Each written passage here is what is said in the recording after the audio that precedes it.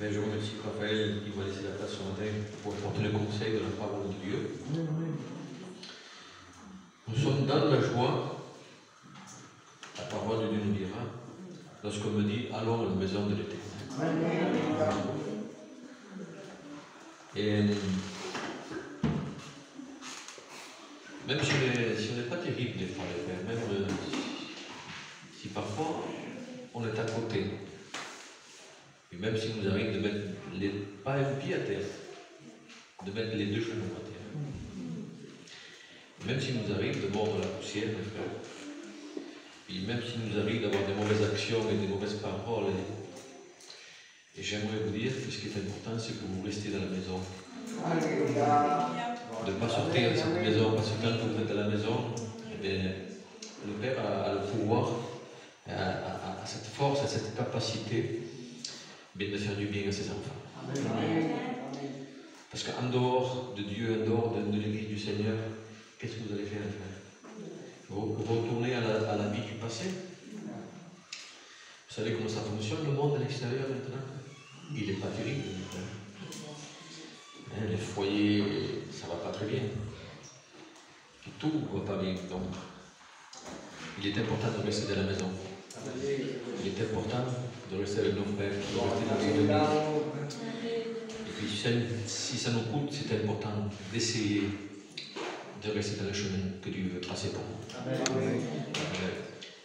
On va prendre la Bible ce matin dans le livre de Jérémie, le chapitre 18.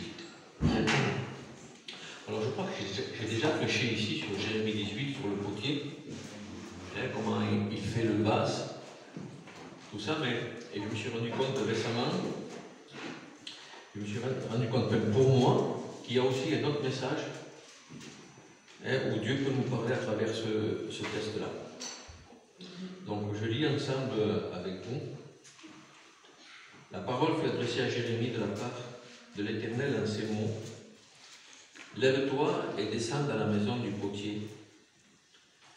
Là, je te ferai entendre mes paroles. Je descendis dans la maison du potier. Voici, il travaillait sur un tour. Et ce que nous allons nous entretenir ce matin, c'est sur le tour. Le vase qu'il faisait ne réussit pas. Comme il arrive à l'argile dans la main du potier, il en refit un autre. Je lis le texte, mais ce qui nous intéresse, nous, c'est le tour. Comme il arrive à l'argile dans la main du potier, il a refait notre vase tel qu'il trouva bon de le faire. Et on le relira, mais je vais lire aussi notre texte avec vous. Éphésiens chapitre 4 et verset 11. Il a donné les uns comme apôtres, les autres comme prophètes, les autres comme évangélistes, les autres comme pasteurs et docteurs. Il ira pour le perfectionnement des saints en vue de l'œuvre du ministère et de l'édification du corps de Christ. Chapitre 4, verset 11 du livre des Éphésiens. Jusqu'à, il parle pour nous là, pour nous tous, il dit qu'il a donné les ministères, il a donné les pasteurs, les prédicateurs, les évangélistes. Il les a donnés pour l'édification du corps de l'Église, il les a donnés pour l'Église. Jusqu'à ce que nous soyons tous parvenus à l'unité de la foi, à la connaissance du Fils de Dieu, à l'état d'homme fait, à la mesure, à la stature parfaite de Christ. Ainsi, nous ne serons pas des enfants flottants et emportés à tout vent de doctrine, par la tromperie des hommes, par leur bus dans les moyens de séduction, mais en professant la vérité dans l'amour, nous croîtrons à tout égard à celui qui est le chef, Christ. Et puis voilà, ce qui nous intéresse aussi, c'est de lui, et grâce à tous les liens de son assistance, que tout le corps, c'est encore nous, Pasteur, Michel, Rayette, David, les sœurs, c'est grâce à lui, avec tous les liens de son assistance, que tout le corps, bien coordonné, c'est-à-dire bien formé, et formant un solide assemblage, tire son accroissement, c'est son développement, selon la force qu'il convient à chacun de ses parties et s'édifie lui-même dans l'amour. Gloire au Seigneur. Amen. Vous voulez qu'on prie le Seigneur? Amen. J'aimerais que José et Raphaël aussi, tous les deux, puissent prier notre Sauveur.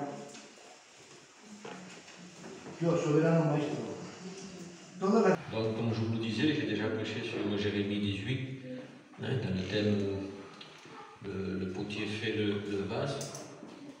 Mais je me suis rendu compte très récemment que je pense que Dieu m'a parlé aussi. Il y a autre chose à en tirer pour son enseignement, pour son Église, pour moi-même, pour les serviteurs et pour chaque chrétien qui est ici. Nous allons faire donc une introduction. Et cette introduction va être aussi une image différente du potier, parce que nous allons parler sur le potier, le tour et l'argile. Et je fais une introduction et elle va être différente des noms qu'on va prendre, mais c'est la même chose, qu'on puisse comprendre et qu'on puisse analyser nous-mêmes la parole de Dieu. Une masse d'argile sur le tour, sans mouvement. C'est ce que j'ai mis avec un point d'interrogation. Qu'est-ce que peut être une masse d'argile sur un tour qui ne fonctionne pas? Sur un tour qui ne tourne pas. Si vous vous rappelez, certains se rappellent, le mot que j'avais employé lorsque j'ai prêché sur Jérémie 18, c'était la dynamique. La dynamique d'un tour, c'est la force qui permet à quelque chose de fonctionner. Par exemple, si je vous parle de la dynamique d'une voiture, ça sera le moteur. C'est la force qui permet à la voiture d'avancer, c'est le moteur. Je vous parle de la dynamique d'une roue de moulin à eau. La force qui va permettre au moulin à eau de fonctionner, c'est l'eau qui fait tourner la roue. Si on parle de la dynamique du tour, la force du tour pour qu'il puisse fonctionner, eh bien c'est qu'il doit tourner, il doit fonctionner. Et c'est parce qu'il fonctionne, c'est parce qu'il y a une force qui agit, qu'alors il y a un mouvement, et cette force, qu'on appelle la dynamique, permet à la masse d'argile d'être travaillée et permet au potier de travailler la masse d'argile. Gloire au Seigneur. Alors, qu'est-ce que j'ai mis? Une masse d'argile sur le tour, mais qui ne fonctionne pas. À quoi on peut le comparer? Eh bien, j'ai mis cela. Et j'ai mis des notes que j'ai retrouvées. J'ai grandi, mon père était vigneron, donc dans un domaine pendant plus d'une dizaine d'années, 12 ou 13 ans, je ne me rappelle plus, j'étais petit, j'ai rentré à 8 ans, j'en suis sorti, j'avais 20 et quelques années, 22 ans, comme ça. Et il y a quelque chose d'indispensable dans le travail agricole, c'est que ce qu'on appelle une charrue. Alors la charrue, ça ne paye pas de mine, mais c'est indispensable. Et j'ai pu remarquer quelque chose de très important. La charrue, elle sert à retourner la terre. Parce que le vigneron a besoin de semer une semence dans la terre, de planter quelque chose, et la terre a besoin d'être travaillée. Et ce qu'il va utiliser, c'est la charrue. Il va prendre cette charrue et il va l'atteler dans un tracteur ou avec des chevaux, et il va planter la charrue dans la terre, et la terre va pénétrer, la charrue va pénétrer dans la terre, et la terre va être retournée. Lorsque la terre est retournée, donc il y a un contact entre la charrue et un contact entre la terre. Donc elle pénètre, elle retourne les pierres qui sont à l'intérieur, les impuretés qui sont à l'intérieur, tout ce qui peut être à l'intérieur et qui peut être néfaste à la semence, qui peut empêcher la semence de se développer, qui peut empêcher à la graine d'agir aussi. Donc des pierres et d'autres choses, des racines, d'autres choses que le travail de la charrue fait remonter à la surface, et le cultivateur, donc le vigneron, va enlever, s'il y a beaucoup de pierres, va enlever certaines pierres, va enlever certaines racines. Qu'est-ce qu'on remarque aussi? Parce que lorsque la charrue elle travaille, les lames, c'est de l'acier. Elles deviennent brillantes, resplendissantes. Elles attirent le regard. au plus elle travaille avec la terre, au plus la charrue a un contact avec la terre, au plus les lames, elles brillent.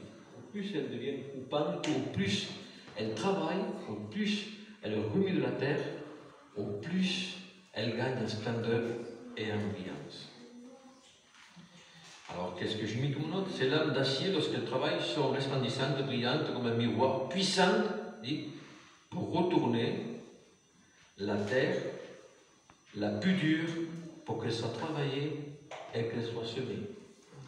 Donc, elle a le pouvoir, elle a la force de retourner la terre, les terrains les plus durs, elle les remue, afin que la semence soit plantée. Où est-ce que je veux en venir?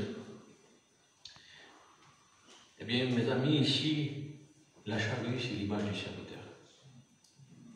D'accord? Et j'ai mis une note, à moi elle me plaît. J'ai dit que le serviteur, par son travail pour Dieu, est capable de retourner, de labourer les terrains du cœur les plus durs, pour que la semence de la parole soit plantée. Gloire au Seigneur. Voilà le rôle du serviteur de l'Église. C'est pas mal, les frères.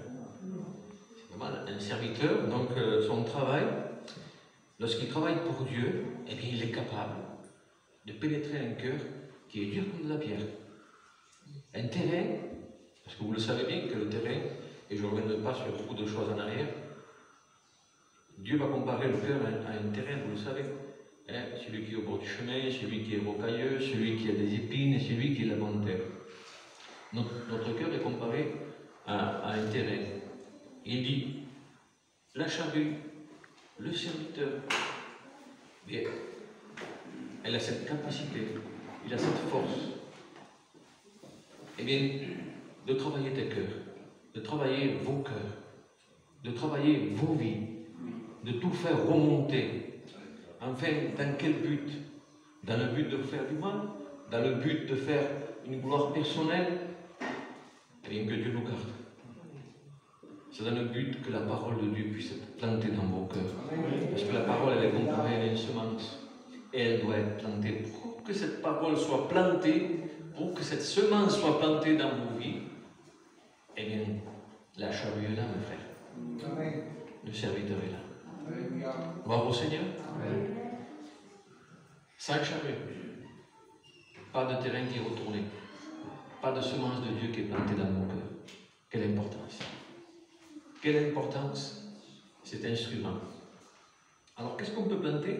Quelle semence on peut planter dans vos cœurs? Vous voulez qu'on jette un regard rapide? Amen. Bien, regardez. Parce que le serviteur travaille vos cœurs, vos vies. Dieu, c'est Dieu. C'est sa parole, c'est sa semence. Qu'est-ce qu'il dépose dans cette terre qui a été retournée par le biais, et je reviens encore du serviteur, par le biais de la charrue? Par le biais du tour, si vous préférez, parce que c'est l'image aussi. Eh bien, semence de pureté, la semence de la vérité, la semence de l'humilité, la semence de la joie, la semence du bonheur, la semence du calme, la semence de la patience, la semence de la compréhensibilité, et tellement d'autres semences que la parole de Dieu peut semer dans vos cœurs et dans nos cœurs. Alors oui, nous avons besoin, vous avez besoin que la charrue de Dieu passe dans vos cœurs. Amen. Que le serviteur de Dieu fasse son travail. Maintenant, j'ai commencé par une masse d'argile qui est sur un tour sans mouvement. Qu'est-ce qui se passe pour une charrue qui ne travaille plus, qui est à l'arrêt? Pas plus fort, elle rouille. Pas au devant, comme vous dites. Alors, si elle peut être très jolie parce qu'elle attire les regards, si elle peut être très jolie parce qu'elle travaille et ça brille, on dirait un miroir. Autant lorsqu'elle est à l'arrêt, en très peu de temps, elle se recouvre de rouille. Elle prend un manteau de rouille. Elle rouille. Alors, et tout ce qui fait qu'elle était attirante, tout ce qui fait qu'elle faisait un travail formidable, puis là, c'est tout atténué.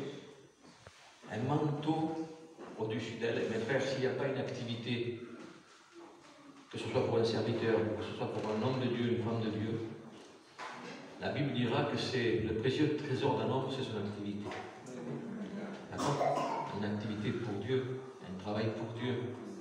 Donc, s'il n'y a pas ce travail pour Dieu, bien, la charrue va rouiller, elle va être revêtue d'un manteau de rouille.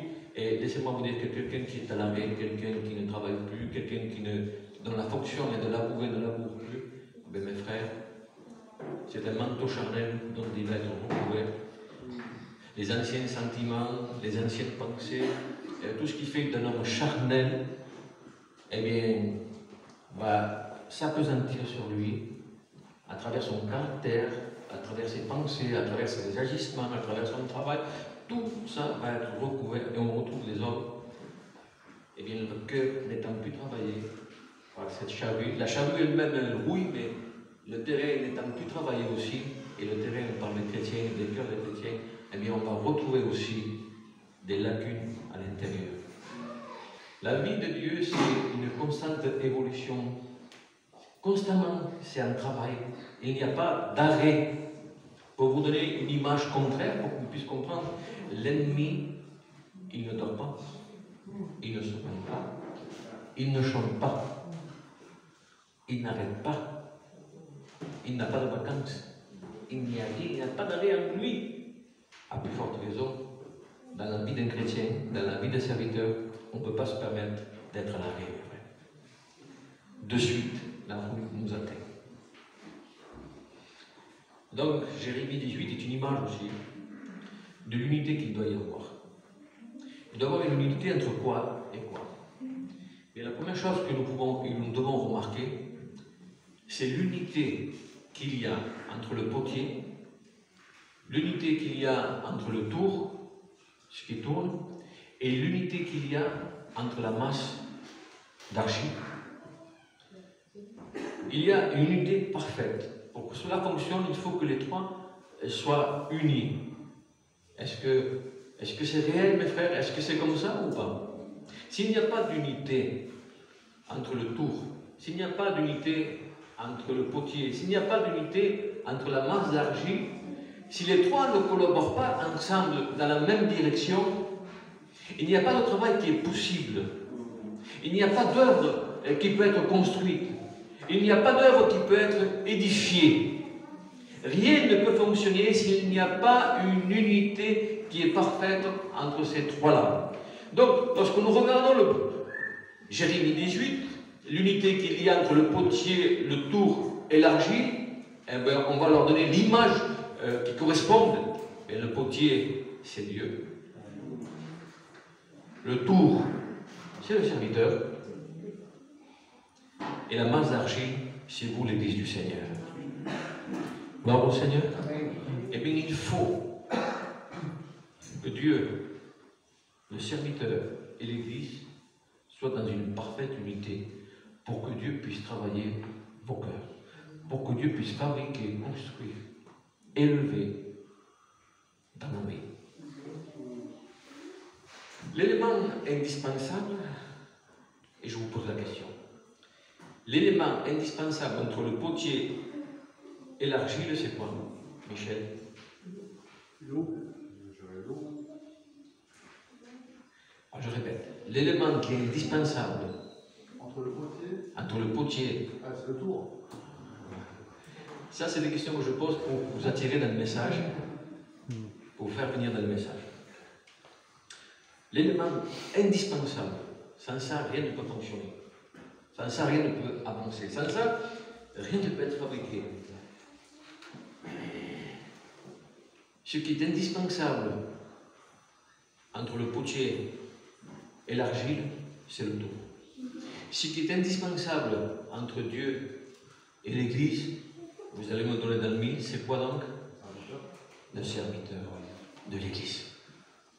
Sans serviteur, il n'y a pas de possibilité. Si vous préférez, il n'y a pas de possibilité que vos cœurs puissent avancer plus loin.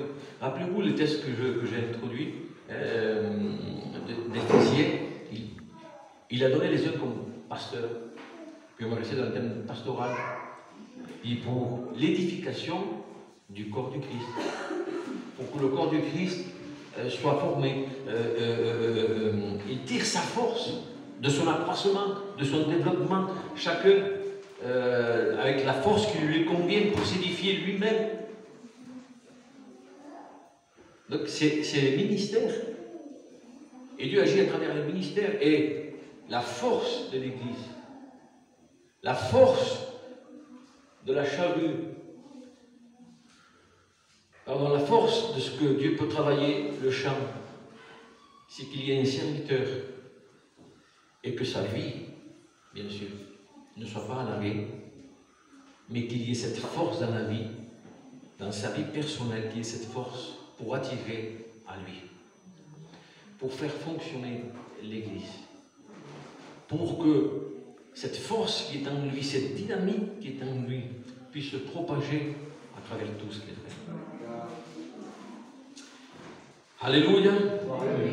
Alors je regarde la note, le tour est l'image du serviteur pastoral. Il est le moteur, la force qui fait fonctionner le travail que Dieu peut faire sur chaque chrétien dans l'Église. Il est la force,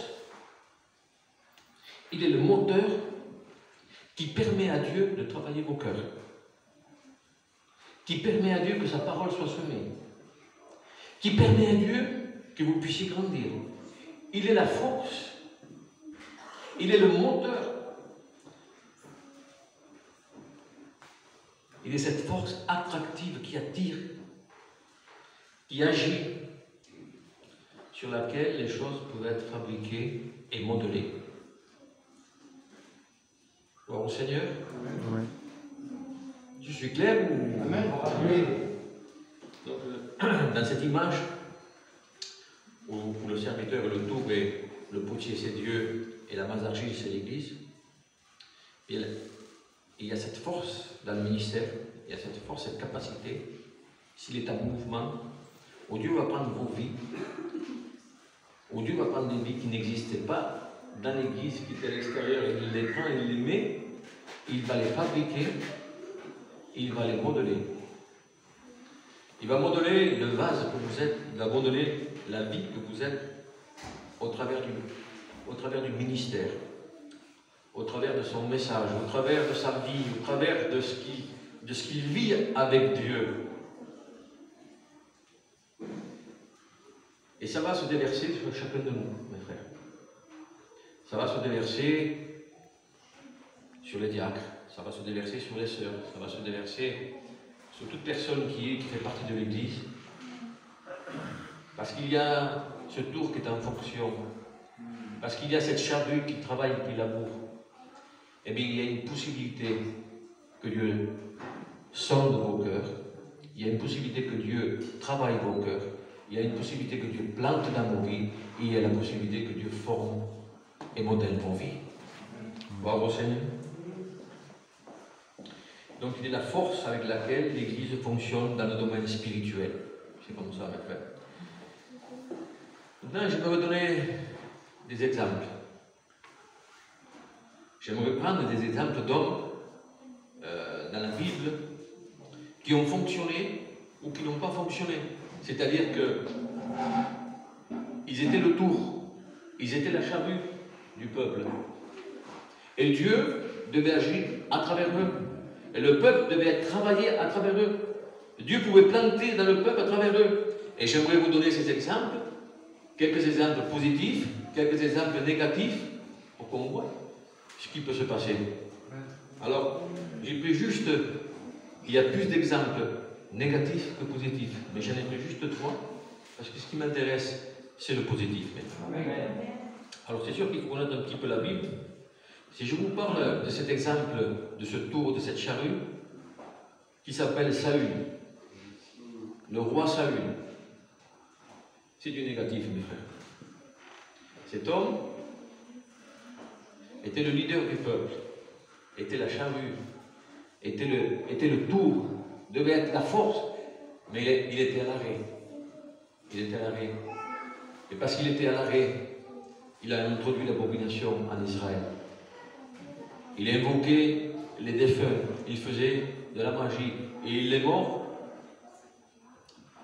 avec une fin tragique, tué par les Philistins.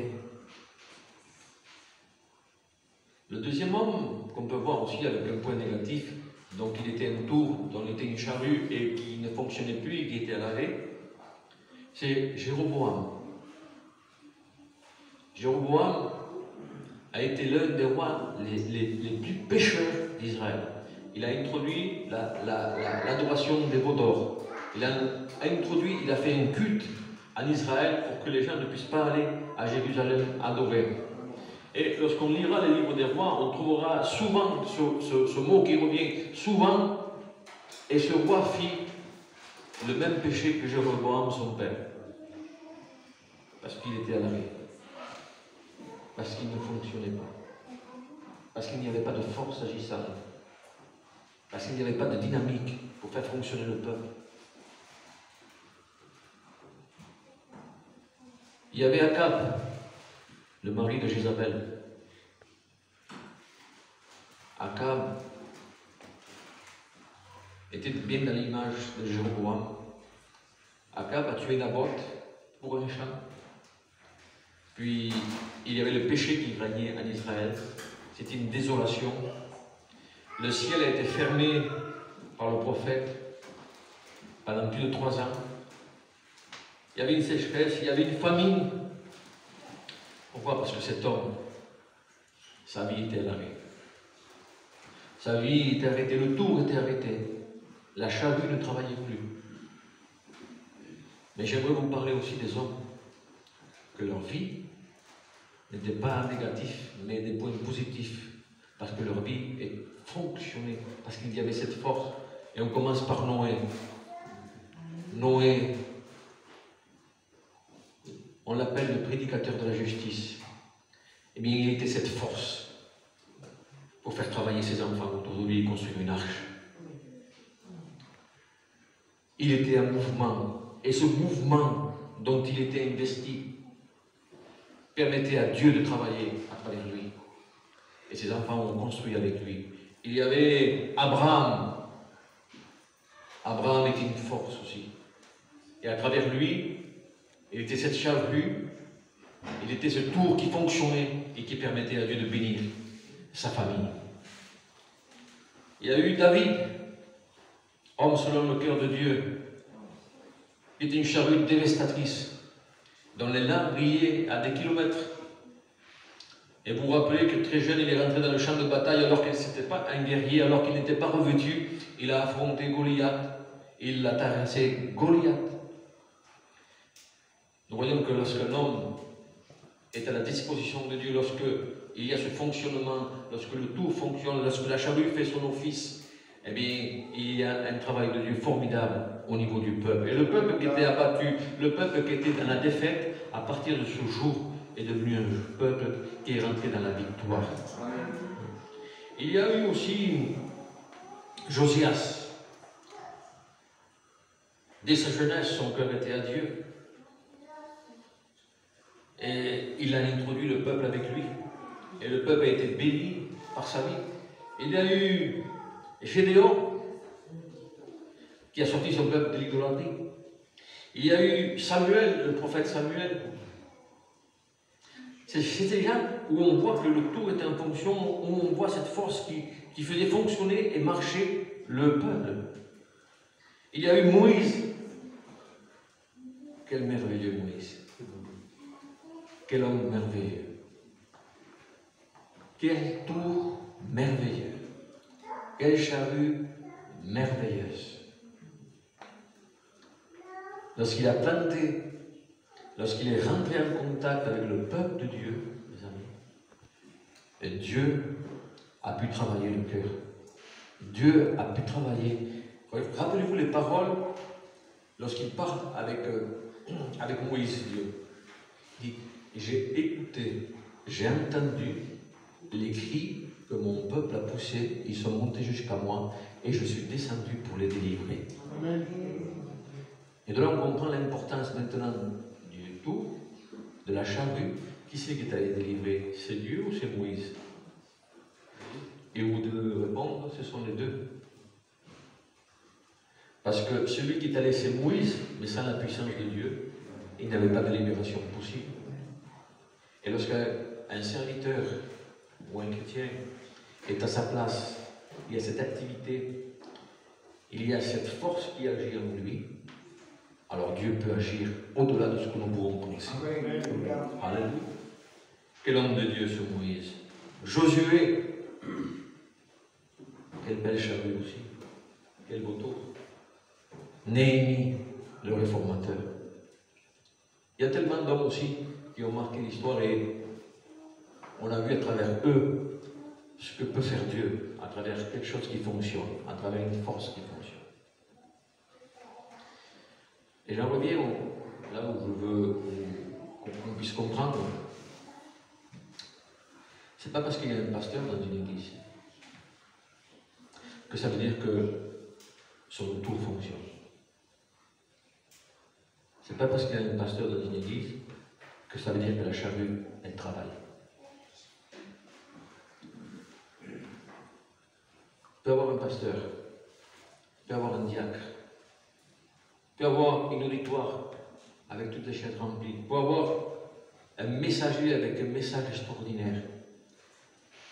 Mais s'il n'y a pas ce fonctionnement, il n'y a pas de possibilité que Dieu puisse travailler vos vies, que vos vies puissent se développer, que le corps puisse s'étendre pour arriver à une connaissance, à l'état d'homme fait. Alors tout peut être là, et malheureusement, je dis ce que je pense. Je ne pense pas que l'Église de ce soir soit à l'arrêt. Si elle serait à l'arrêt, frère, je vous le dirai aussi. Mais je vous dis cela pour que chacun puisse s'analyser, prendre en compte, s'édifier pour plus tard. Parce que si vous voulez continuer à avancer, si vous voulez continuer à aller plus loin, il y a quelque chose que vous devez garder à l'esprit. C'est qu'il doit y avoir une unité entre Dieu, le serviteur et l'Église. Si les trois ne collaborent pas ensemble, si les trois ne travaillent pas ensemble, alors il n'y a pas de possibilité que le vase puisse être formé. Si la base d'argile n'est pas là, et qu'il y a le potier et qu'il y a le tour, qu'est-ce que le potier va faire avec un tour et le potier? Qu'est-ce qu'il va faire s'il n'y a pas la masse d'argile? Si la masse d'argile n'est pas d'accord, si la masse d'argile n'est pas là, puis s'il y a le potier, s'il y a la masse d'argile, mais qu'il n'y a pas le tour, qu'est-ce que va devenir l'argile? Qu'est-ce que va faire le potier avec l'argile? Et puis s'il y a le tour, s'il y a l'argile, mais s'il n'y a pas le potier qui est Dieu, que va devenir? Donc, nous avons besoin que les trois soient d'accord et que les trois soient d'accord. Gloire au Seigneur.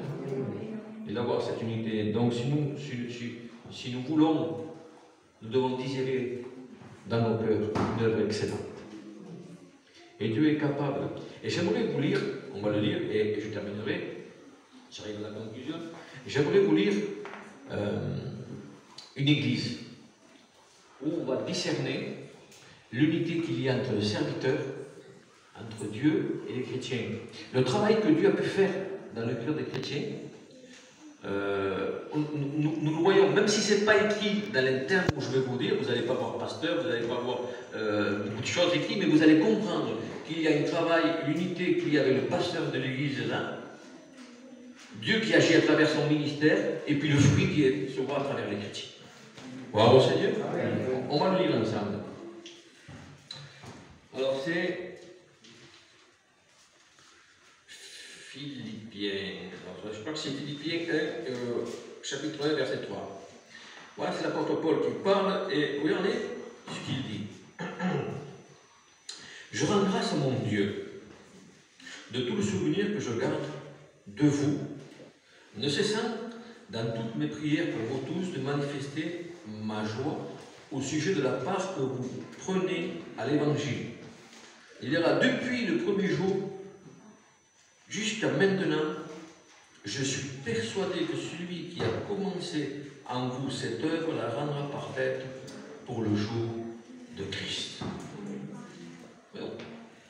On discerne, on comprend La joie qu'a l'apôtre Paul de parler de cette église par rapport aux ailes qu'ils ont, par rapport à l'avancement qu'il y a dans leur cœur, par rapport à ce qu'ils font pour lui. Il répand sa joie, mais on comprend que pour que l'église soit dans cet état, il doit y avoir une unité parfaite entre Dieu, le serviteur, et l'église. Si vous voulez rendre la joie de Dieu parfaite, il faut que cette unité, elle y soit. Amen. Et il faut que... Pourquoi je parle de ça? Parce que le contraire de l'unité, c'est quoi? Ma fuente.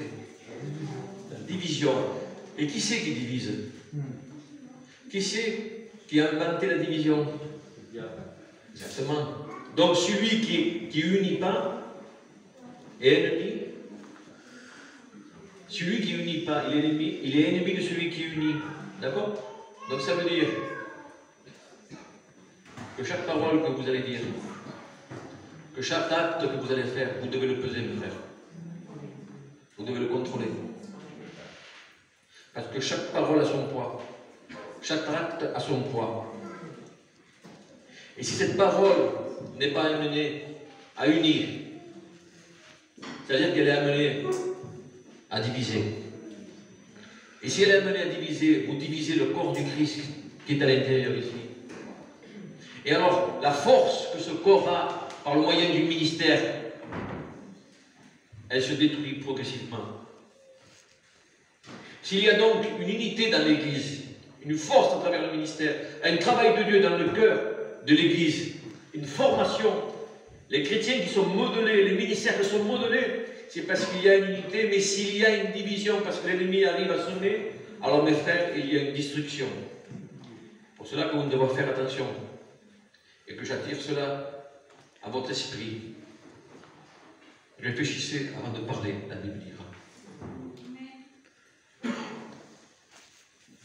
Revenez sur vos pensées, sur vos agissements. Pesez chaque chose que vous allez faire au niveau de l'Église. Est-ce que ça va faire du bien? Est-ce que ça va viser l'unité? Oui. Et la charrue travaille nos cœurs, nos vies, pour que Dieu, sa parole, puisse tenter le calme, la convivialité, la justice, la vérité, et tant d'autres choses que sa parole peut faire. Alors oui, des églises paraissent fonctionner, mais s'il n'y a pas ce mouvement, tout ce qu'ils font, c'est une symbole qui est la vie. Il n'y a pas de vie, même si le message est extraordinaire, même si le message, les mots, vous font vibrer sur vos chaises, vous font trembler, vous font parler en langue, c'est tout ce que ça pourra me faire. Il n'y aura pas de vie. Ça n'ira pas plus loin. Ça sera du bruit, ça sera du creux.